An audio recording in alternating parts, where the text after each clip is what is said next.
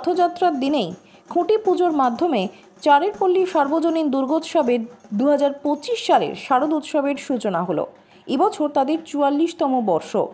এবারে তাদের থিম বীরগাথা, যেখানে রামায়ণ মহাভারত থেকে শুরু করে সদ্য ঘটে যাওয়া পেহেলগাঁও হামলার জবাব দেওয়া সাহসী সেনাদের কথাও তুলে ধরা হবে মণ্ডপ এবং প্রতিমায়।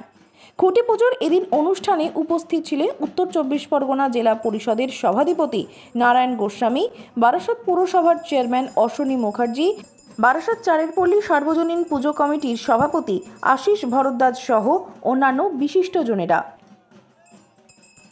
এদিন গোটা বিষয়টি নিয়ে উত্তর 24 পরগনা জেলা পরিষদের সভাধিপতি নারায়ণ গোস্বামী জানান, জেলা সদর শহর, তার মধ্যে অন্যতম বড় দুর্গা উৎসব বারাসাত অ্যাসোসিয়েশনের মাঠে চারের পল্লীতে হয়। এবারে 44তম বর্ষে এসেছে শারদীয়া দুর্গা উৎসব। আজকে একটা বিশেষ দিন, জগন্নাথ দেবের রথযাত্রা, এবং আপনারা জানেন যে আজকের এই দিনে পশ্চিমবাংলার মাননীয় মুখ্যমন্ত্রী মমতা বন্দ্যোপাধ্যায় হাজার হাজার কোটি টাকা খরচ করে দীঘাতে পুরীর মন্দিরের আদলে, একদম হুবহু সেই আদলে জগন্নাথ, বলভদ্র এবং সুভদ্রা মায়ের মন্দির স্থাপন করেছেন। তার যথাচিত হিন্দু সনাতনী উপচারে যাগযজ্ঞ হয়েছে, প্রাণ প্রতিষ্ঠা হয়েছে।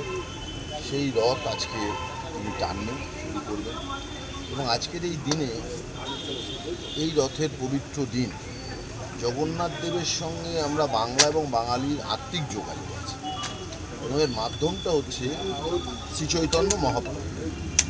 তিনি যখন গৃহত্যাগী হন, তিনি হরিনাম সংকীর্তন, তারক ব্রহ্ম হরিনাম সংকীর্তন করতে করতে তিনি পুরীর মন্দিরে পৌঁছেছিলেন।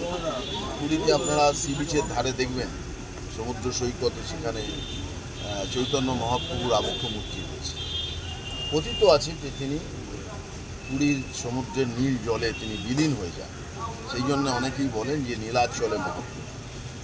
এই জগন্নাথের সঙ্গে আমাদের এই চৈতন্য মহাপ্রভুর মাধ্যমে একটা হৃদয়ের টান আছে। আজকের এই পবিত্র দিনে এখানে যে আমাদের শারদীয়া দুর্গা উৎসবের শুভ খুঁটি পুজোর শুরুয়াত হলো, এটা অত্যন্ত তাৎপর্যপূর্ণ আজকের এই দিনটার জন্য। আমরা চাইব যে আমাদের জেলার সমস্ত মানুষ, দর্শক শ্রোতা, আমাদের মাতৃভক্ত মণ্ডলী যারা, সবাই এসে মণ্ডপ দেখবেন এবং প্রতিমা দর্শন করবেন, এবং জেলার যারা পুরস্কৃত হন প্রথম সারি, তার মধ্যে কিন্তু ধারাবাহিকভাবে বিগত কয়েক বছর ধরে এই চারের পল্লী বারাসাত অ্যাসোসিয়েশনের পুজোটা আছে। খুঁটি পুজোর পর এদিন সংবাদ মাধ্যমের মুখোমুখি হয়ে বারাসত পুরসভার পুরপ্রধান অশ্বনী মুখার্জি জানান, এর থিম হচ্ছে বীরগাথা। চারের পল্লী বারাসাতের শারদ উৎসবে একটা বিশেষ জায়গা নিয়ে থাকে প্রত্যেক বছর। আমার আগে আমার এই জেলার সভাধিপতি নারায়ণ গোস্বামী খুব সুন্দরভাবে মাইথোলজিক্যাল এক্সপ্লানেশন করলেন। কিন্তু বারাসাত তো খুব আবেগের শহর, অনুভূতির শহর। চারের পল্লী ও বারাসাতের মানুষের কাছে অত্যন্ত একটা প্রিয় অরাজনৈতিক সংগঠন, এবং ওরা প্রতি বছর নতুন নতুন কিছু জিনিস করে, এবং মানুষের উদ্দীপনা, উৎসাহ সেই দিকে লক্ষ্য করে থাকে সারা বছর মানুষ। এবারের ওই বীরগাথা দেখার জন্য মানুষ মুখে মুখে ছড়িয়ে পড়েছে ইতিমধ্যে। আজকে আনুষ্ঠানিক খুঁটি পুজো হলো, আমরা সবাই করলাম।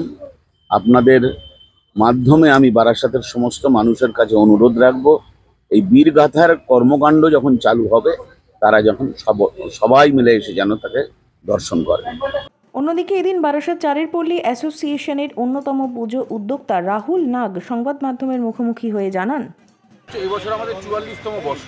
প্রত্যেক বছরই আমরা বিভিন্ন থিম তুলে আনি। এবছরে আমাদের যেটা থিম, সেটা হচ্ছে বীরগাথা। বীরগাথা অর্থাৎ বীর মানুষদের জন্য আমরা সেটা ট্রিবিউট হিসেবে দিতে চাইছি। অর্থাৎ শুধুমাত্র এখনকার নয়, সেই মহাভারতের সময় থেকে বীরের যে সম্মান সবাই পেয়ে এসছে, সেই মহাভারতের সময় থেকে এখনও পর্যন্ত যে লাস্ট আমাদের কাশ্মীরে যে লড়াই হলো, বীর সৈনিকরা যে লড়াই করলো, এই পুরোটা নিয়েই এবছরে আমাদের থিম আমরা এখানে তুলে ধরছি।